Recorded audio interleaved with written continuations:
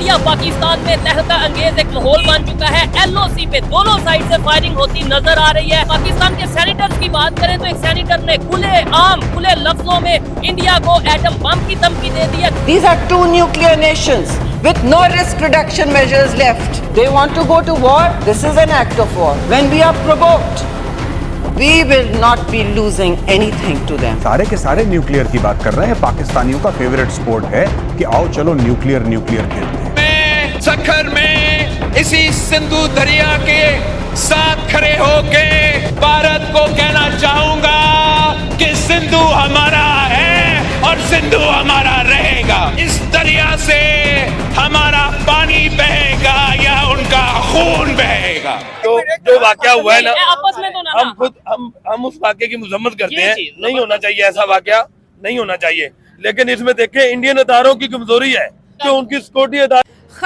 खतरा और बहुत बड़ा खतरा। जिस खतरे की घंटियां हम बजा रहे थे वो खतरा हमारे सरों पर नाचता हुआ नजर आ रहा है। इंडिया ने अपने राफेल फाइटर जेट्स को एक्टिव कर दिया है और इंडियन एयरफोर्स इस वक्त जो ये ड्रिलिंग करती हुई दिखाई दे रही है, ये वो राफेल है जो इंडियन एयरफोर्स की सबसे बड़ी स्ट्रेंथ है और वो जी बॉर्डर के ऊपर जो ड्रिलिंग करते हुए नजर आ रहे हैं। और इंडियन एयरफोर्स की जानिब से फर्स्ट एयर स्ट्राइक का आगाज हो चुका है। मोदी साहब जो कह रहे थे कि हम जवाब देंगे, इंडियन एयरफोर्स ने एक स्ट्राइक आज कर दी है।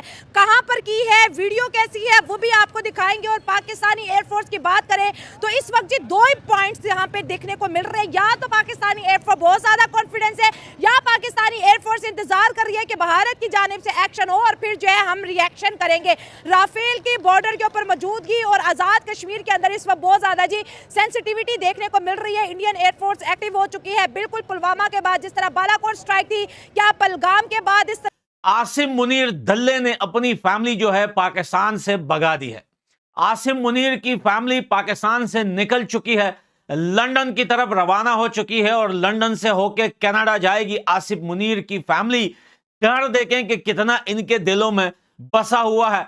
मार और मार मिटाने की बात करने वाले आज अपनी फैमिली को जो है, आपको पता है कि आसिम मुनीर की फैमिली में जो इसकी बेटियां हैं, दो नौजवान बेटियां हैं, उसके पास जो है डिप्लोमेटिक पासपोर्ट्स है। अब आप खुद सोचिए, वो कोई काम ना कोई काज, ना कोई गवर्नमेंट नौकरी, ना कोई गवर्नमेंट जॉब, लेकिन पासपोर्ट उनके पास डिप्लोमेटिक पासपोर्ट हैं। उनको जो है आसिम मुनीर ने अगर इंडिया के साथ जंग होती है तो हम तो फाइट करेंगे। आपने बोला देखिए, हम हर सूरत हम अपने इदारों के साथ खड़े हैं। ये बात नहीं है कि हम नहीं उनका सामना नहीं करेंगे।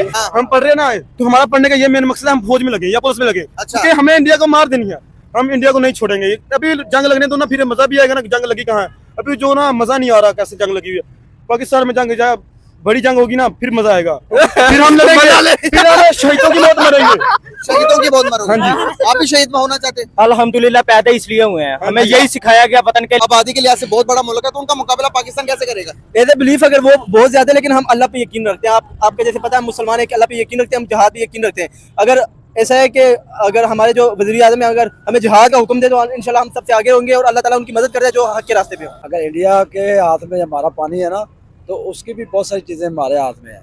जैसा कि नमक है, पहली बात। नमक उधर भी बढ़ा, कल नमक समंदर से भी बन जाता है। जी अच्छा, फिर तो अवाम का रद्द-ए-अमल तो होगा। अमेरिका की director national intelligence Tulsi Gabbard ने एक ट्वीट की है, जो ट्वीट बड़ी इंपॉर्टेंट है।